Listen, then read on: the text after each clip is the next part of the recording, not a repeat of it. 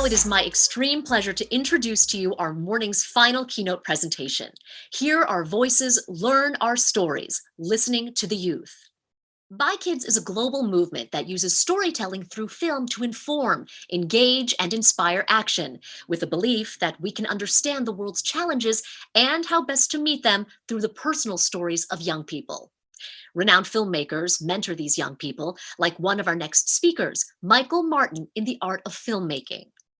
Together in conversation with BYkids founder and executive director Holly Carter, hear Michael's personal story of resilience and the greater call to action for all of us to listen to the voices of our youth.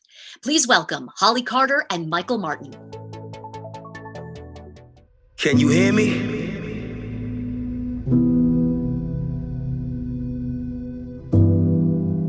I said, can you hear me? Hi. Mi nombre es María Ceballos. And I made this movie. Or do I only hear what you say? Everybody speaks for the youth. Nobody hears what the youth say. It's a new day for these boys and these girls. Can't pacify their noise with toys and cheese curls. Simple expression can calm when stormy. Only if he could tell his mom his story. Maybe we could avoid his alarming story on the evening news. If that voice bottle in could be diffused, that young girl being abused by the one she trusted could be rebuilt instead of self-destructed. The youth shouldn't have to wait until their 30s, 40s to have a platform for us, by us, to tell their stories. That child in trafficking, living unsafely, could be that hope, that helper, the one to save me if given a voice. Just maybe, just maybe.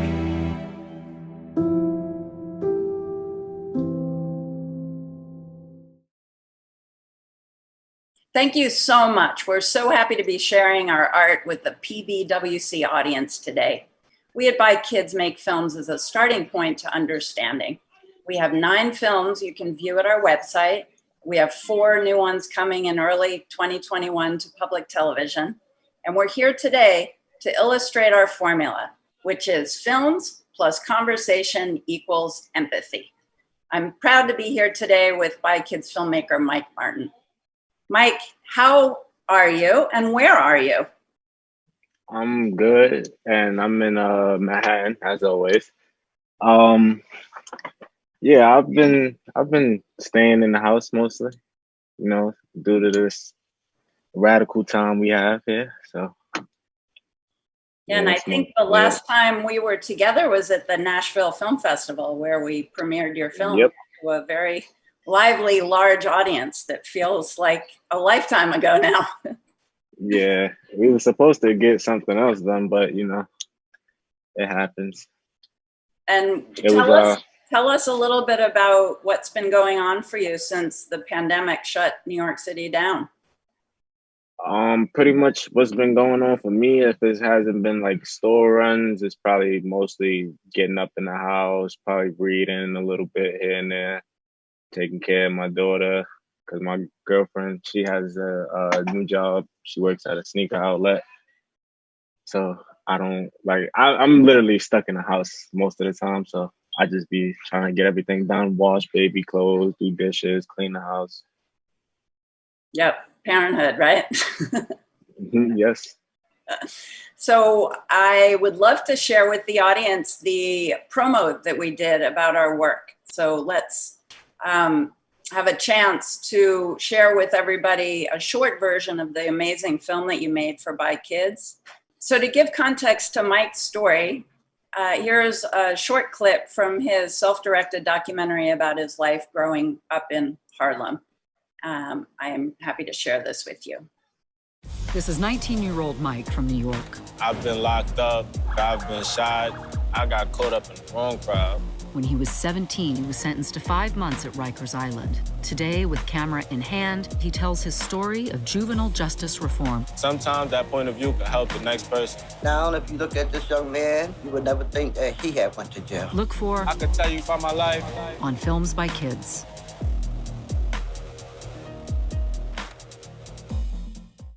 So, Mike, thank you for sharing so intimately and personally some of the trials and tribulations that you've had, and many of the obstacles that you've heroically managed to get over. I'm particularly interested in your film. You talk a lot about boredom, both in school, for instance, getting in trouble on the playground when the playgrounds got shut down and having nowhere to go. All of this has been heightened during the pandemic, and even more with the elevated social unrest going on. How are you doing with that relative to some of the things you talked about in the film? Well, how I'm dealing with it now is like basically I still will never ever stop getting bored, but I have this choice where I have to figure it's either to choose if I want to be smart about what I'm doing or either be dumb. So, and either way, if even not to say that just being dumb is being dumb because no one's dumb, but it's like it's a it's a bad decision to make technically. So that's why I was saying in choices, you have a choice. And at the point of time, at the age I was bored and I made a bad decision over the base of being bored. And it was like, hey, what the hell? Why not? And it took a spiraling turn for me to, put things in order for me to want to change myself and want to do better. I want to provide better. I want to give something back to other people that I couldn't give out before. So, like, what I would say is how I'm dealing with it now is like I'm just trying to stay busy, like focused in a whole bunch of things and material stuff that I don't have to, worry about being bored. Like I got the video games, I got my daughter to play with when she's up. I have books to read. I got books to read for her. I could watch movies, old TV shows that I haven't watched when I was a kid.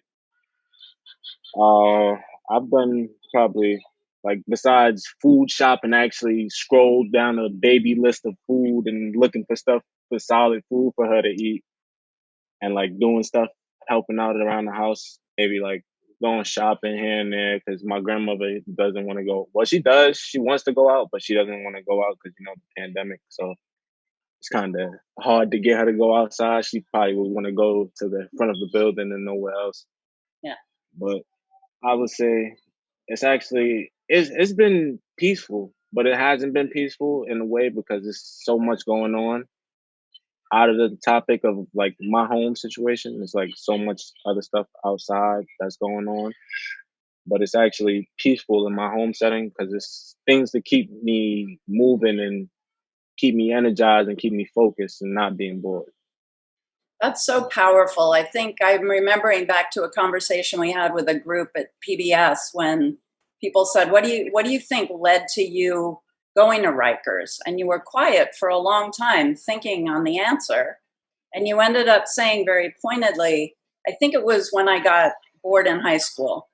And I think for me, as somebody who is particularly interested in trying to change some of the racial inequity that exists in this country, it struck me that we can't overnight change the race issue, but we can certainly be a whole lot more mindful about how we have equitable education. And that comment that you made that wasn't in the film, it was after you'd actually made the film, I think really stuck with us, that it's not an intractable problem if we were able to think about how to make education better. And you and I have talked a little bit about it, but I wonder if, we have 6,000 people in the audience today, if there's some ideas of things that you might have for ways to improve education so that we are more democratic about how we educate everybody in this country.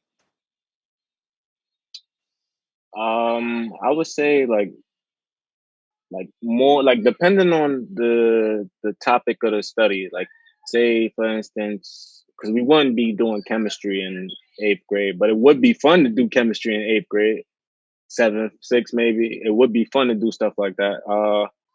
Instead of waiting to go to high school to start to do chemistry and biology and like for writing, say writing, you just do a ton of essays, but you also have to research about whatever you're writing upon. So like sometimes not always, not a historical event, give the class, a fun topic to write about, like write about your best video game or your most memorablest moment, or like, the topic that us, as in my age of category, like 21 and 22, like what we like to do. Like some of us like to go out and party. Like what was the best party you ever went to? Or like, but keep it in the manner of focus where we can't get, outside too much into the detail, but we can explain that, yeah, we went to this party. It was this huge event. We went, we enjoyed, but it's not too much in detail. This it's enough for it to be on a page of a book, technically.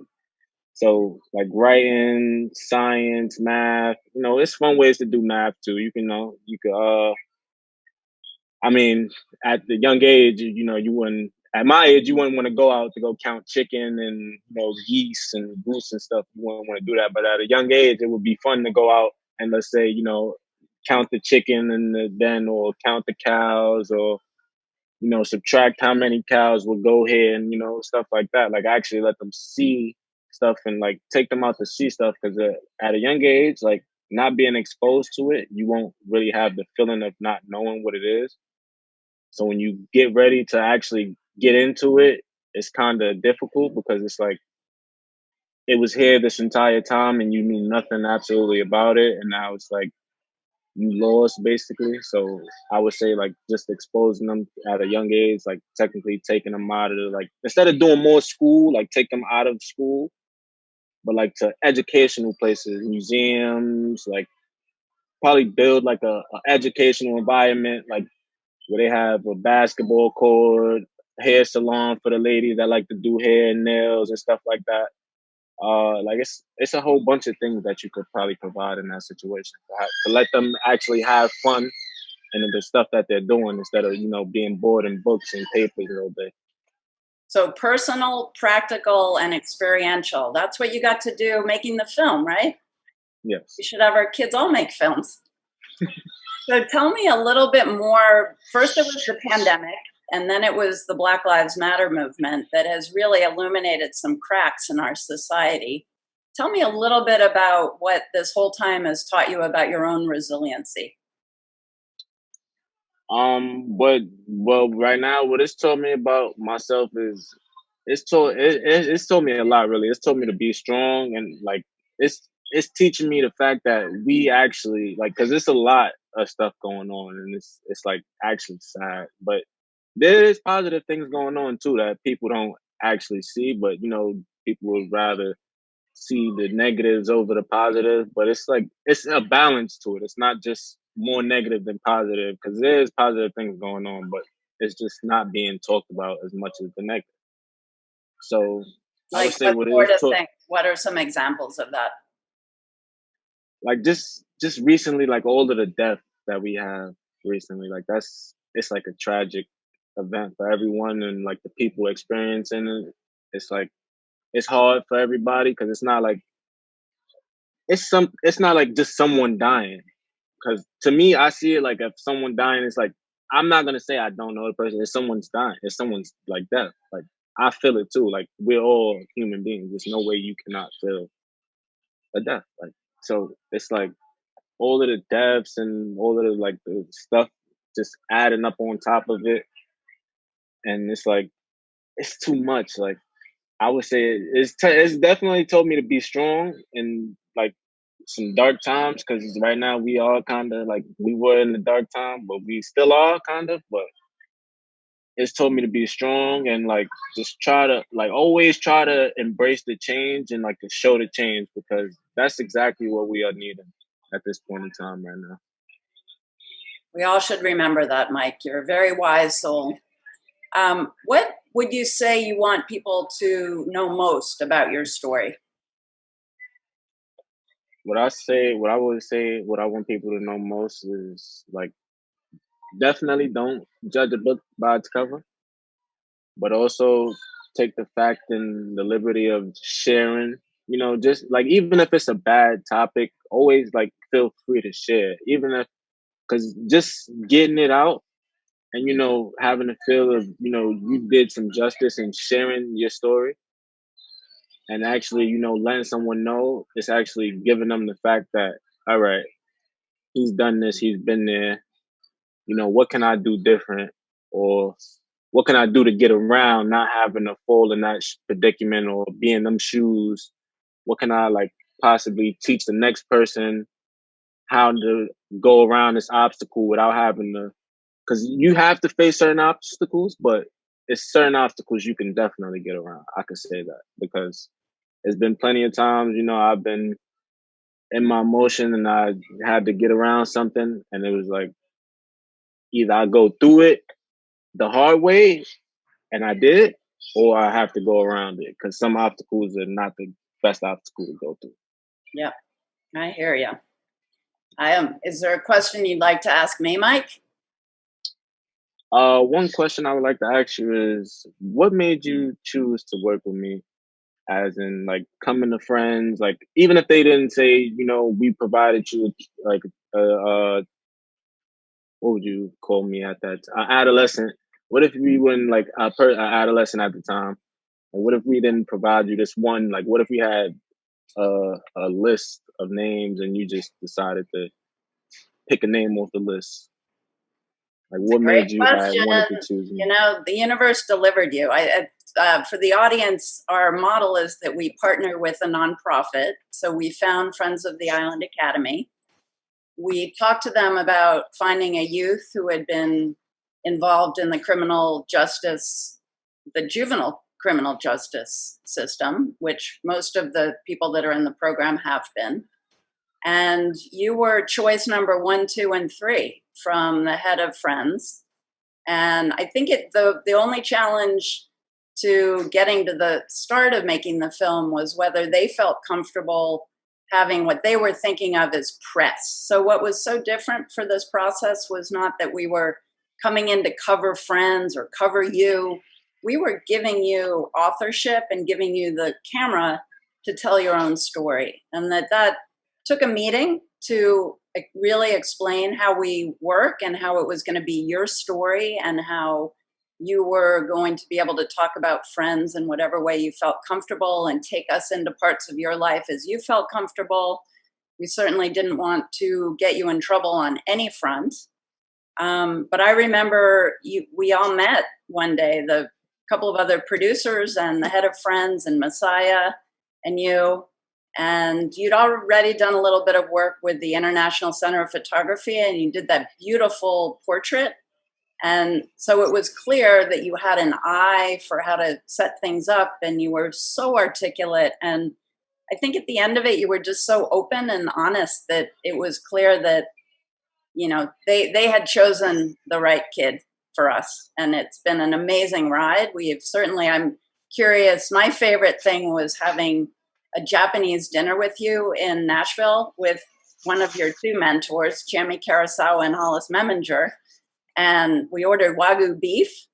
I don't think I've ever had Wagyu beef. And you say, you know what? I think my next goal is to get myself to Tokyo so I can have Wagyu beef in Japan. That was my favorite.